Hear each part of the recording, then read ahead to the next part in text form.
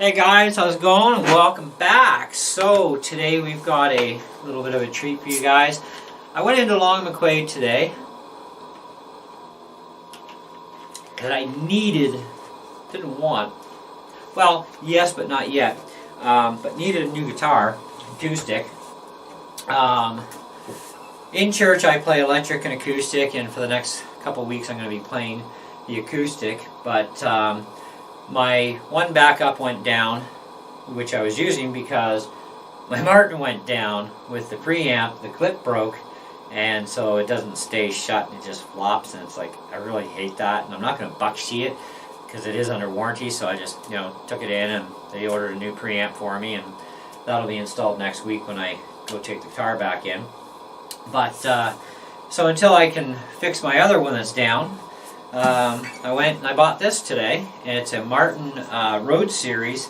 It's called a DRS1, and it is actually a full solid body, so no laminated back and sides, all solid wood, the top, bottom, sides, all solid, and it's sapelli wood, and it also has a Stratobond neck as well.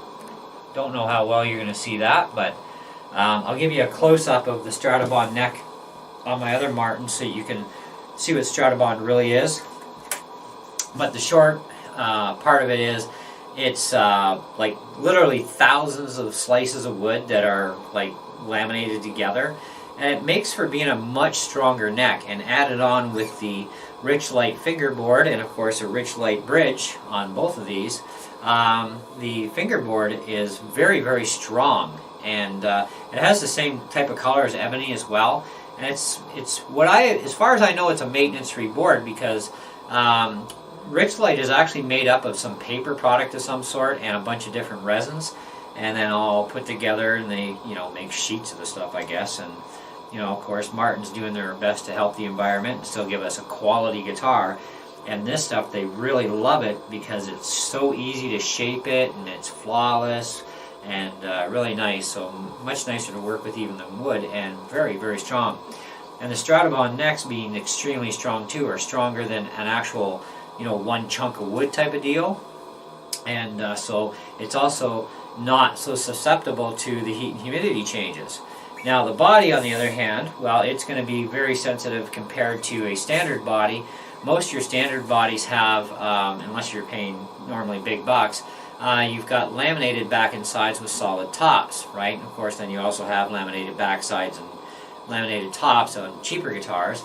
Now my OMC X1KE over here, it is a solid top with what they call high pressure laminate back and sides, and also made out of what they called repurposed wood. So basically scrap woods that are put together, and voila! So, and it's a very beautiful sounding guitar too. But this thing is really nice. I saw this on the rack at Long McQuaid a while back, and at first I hadn't even noticed that it was an electric acoustic, because I'm always looking for a pickup preamp in here. And I never really looked that hard at the guitar. I just kind of like pulled it off the rack and started playing. I'm like, not bad.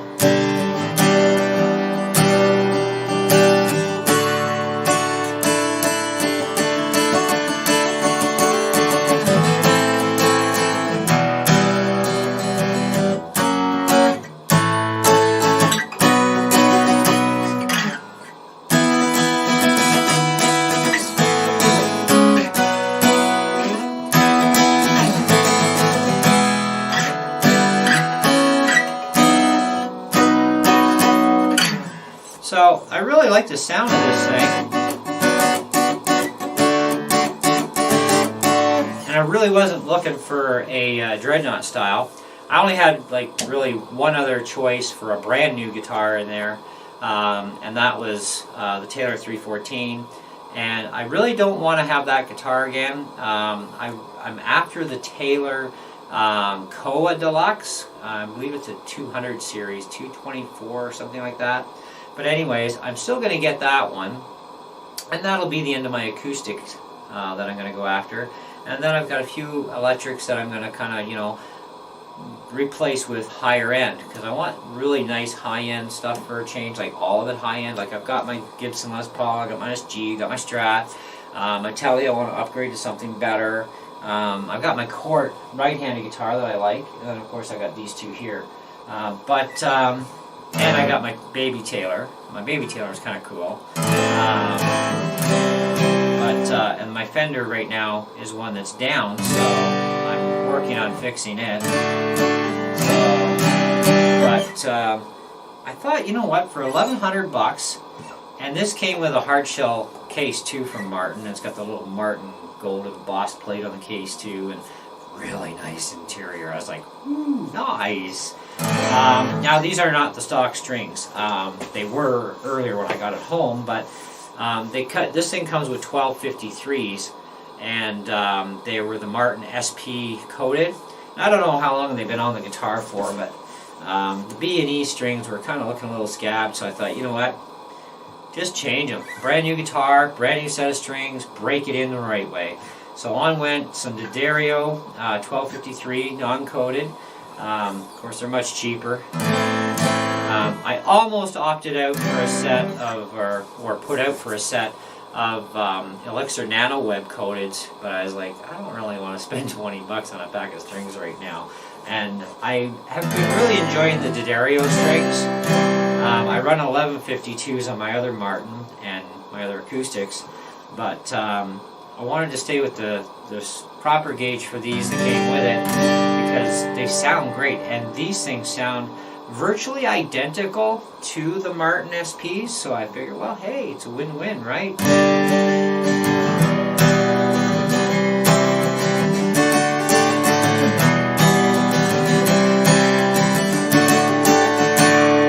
Now it does have a slightly wider neck on it too, so if you're into finger picking, even the spacing is just a hair wider.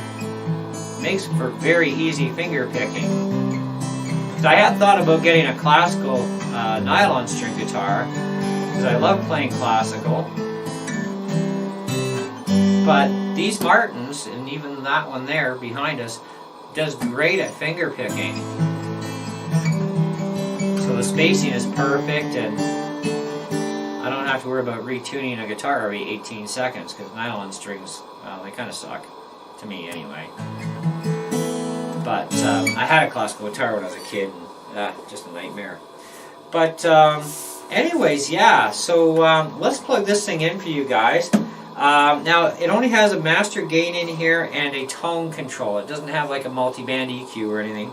No tuner, of course. And you jack in from the bottom where your battery is, and I did put a brand new Duracell in it. I checked the battery that came out of it, and there's nothing wrong with it. It's a brand new battery, but I wanted to put a brand new Duracell in because I get a lot more life with Duracells, and so I figured, well, we're going to put a Duracell in it and keep the other battery for one of my other guitars or something, or have it for an emergency backup in the case. So I'm going to plug in first to my Trainer amp here. Now this is like a, I call it a busking amp because it has a microphone input, instrument input, and you can put in anything else you want, and it works great. It's got a really nice sound, even for having a 6-inch speaker in it, and the tweeter, of course.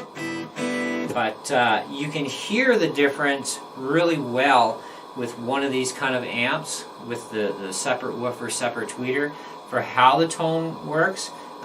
It's still a little bit, I mean, you can hear it as you dial.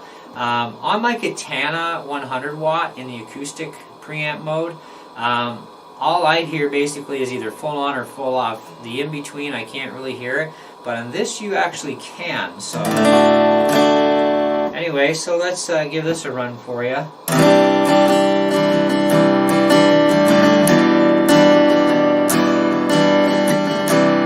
Now this amp also has bass, mid, and treble, and I'm going to make sure they are all at 12 o'clock.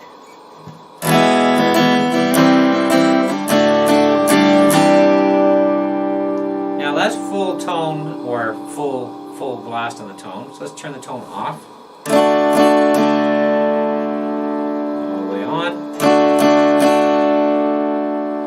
And about mid.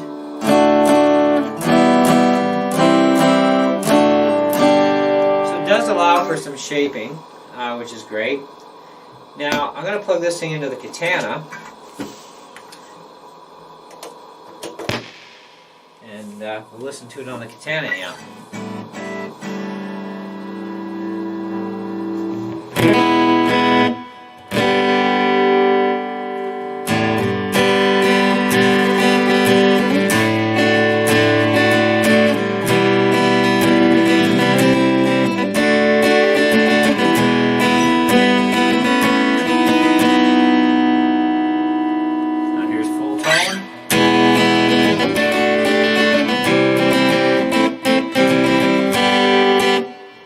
Reverb on the Katana. There's no reverb built into this one. It's kind of, you know, sad. It should have had a reverb in it. You know, it's like, hey, it'd be handy. So here's no tone control on the Katana.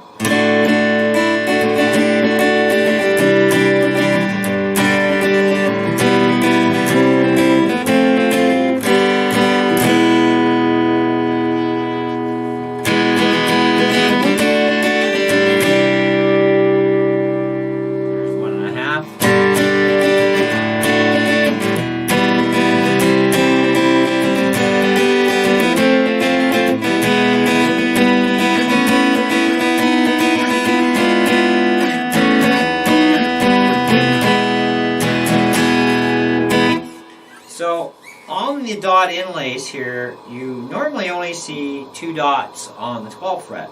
They also have it here on the 7th, which is kind of like, okay, well, it's different. It's kind of neat, you know, no argument there.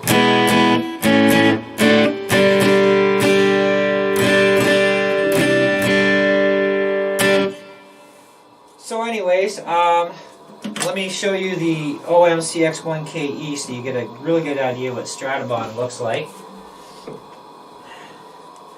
And we'll also make sure this thing is tuned up because I haven't touched it in a dog's age.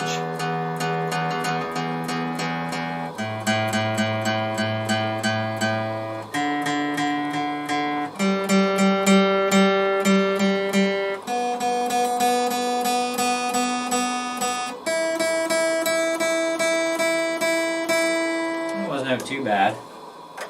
So here's a good look at the Stratobond and what I'm talking about with these multi-layers. And the neck on my new Martin is the same stuff, but you just can't really see it. A little different and different wood, I guess, so you know it's going to make a difference there. But now this one here has got a solid top and it's HPL back and sides.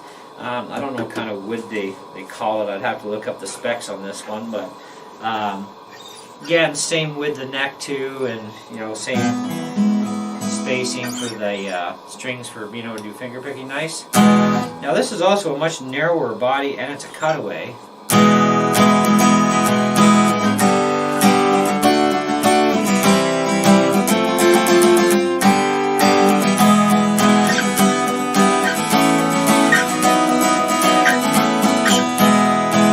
And these are 1152s on this guitar.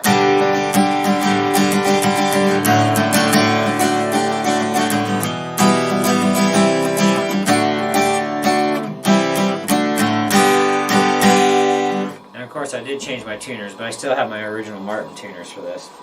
But it's a nice guitar too, you know. And like I said, the Richlite is nice.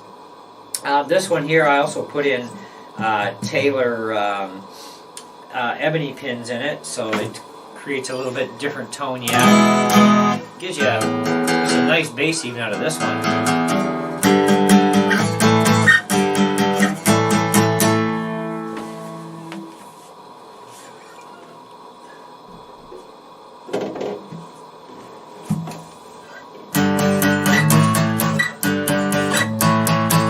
Much deeper, but also much thicker body, and of course full dreadnought.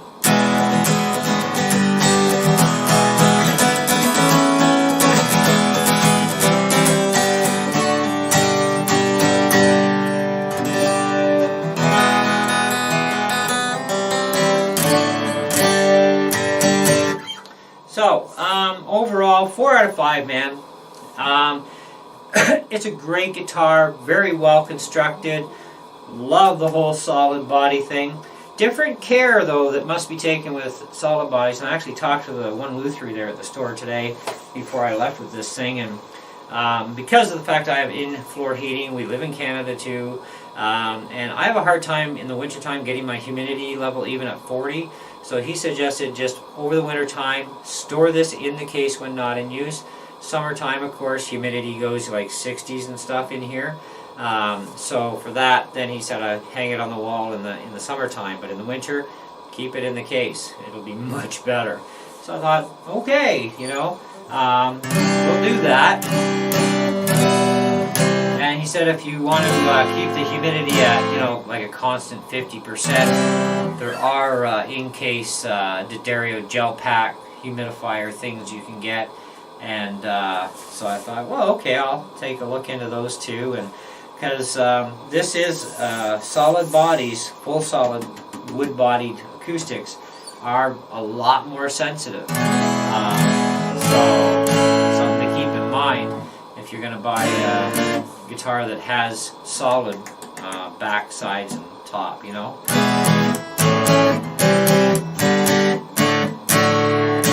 I can't wait to plug this in the sound system at church this Sunday. That's going to be awesome. This thing is really nice. Really loving it. I love the shimmer effect that you get throughout the entire body and the different light. It's a very, very thin finish on it too. You know, same as the neck. It's like it's almost virtually non-existent on the neck. It's such a fine, thin coated finish. So I'm really digging it, you know, and I love the color too.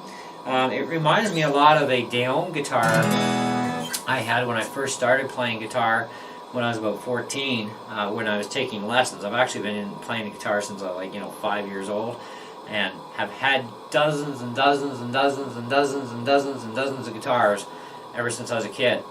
And but anyways, this is kind of a little reminder that Deon, except I know this one will stay together because it's not a right-handed converted to left. So I had a lot of issues with that guitar with that conversion, even when it was properly converted for the top and the nut and everything. But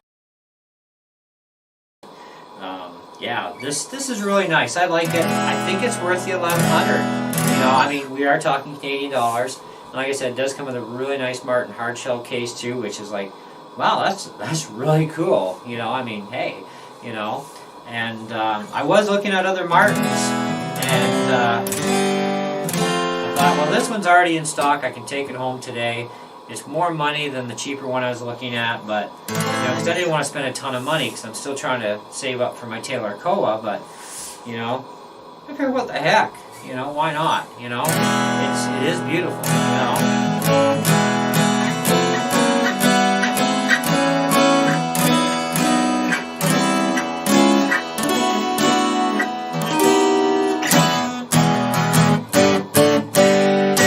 So I wanted to try both amps for you guys too, because I do notice that the tone control is more noticeable on the trainer amp, because it's kind of like a PA monitor as well. And the Katana, because of its voicing even on the acoustic preamp, it's not as noticeable, other than, you know, full off or full on, definitely noticeable, right? But the in-between, you know, is where you want to kind of customize your tone if that's what you're after. For going through the sound system. And besides, what you can't get in control of on here, your sound engineer can run you through the mixer when you're plugged in and custom tailor your bass, mids, and trebles from there. So you can really, you know, punch it out the way you want it, right?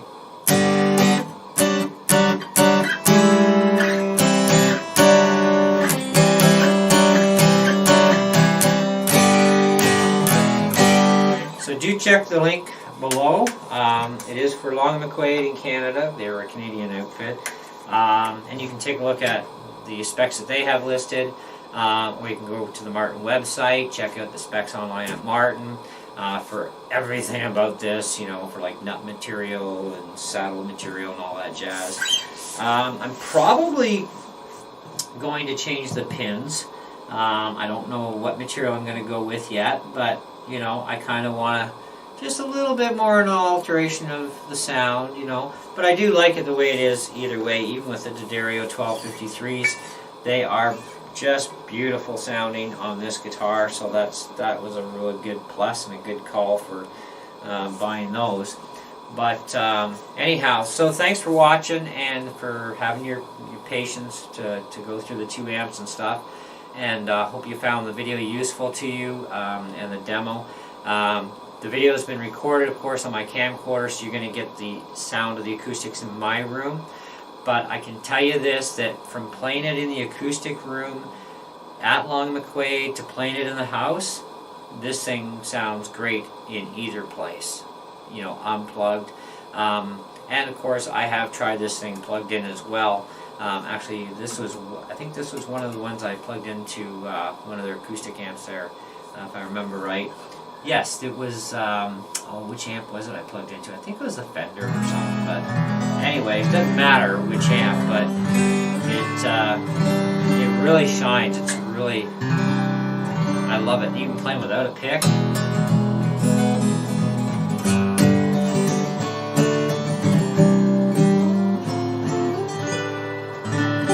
Love that sound. So, that's all I got. Let me know what you guys think, and we'll catch you guys in the next video. Thanks for watching. Ciao.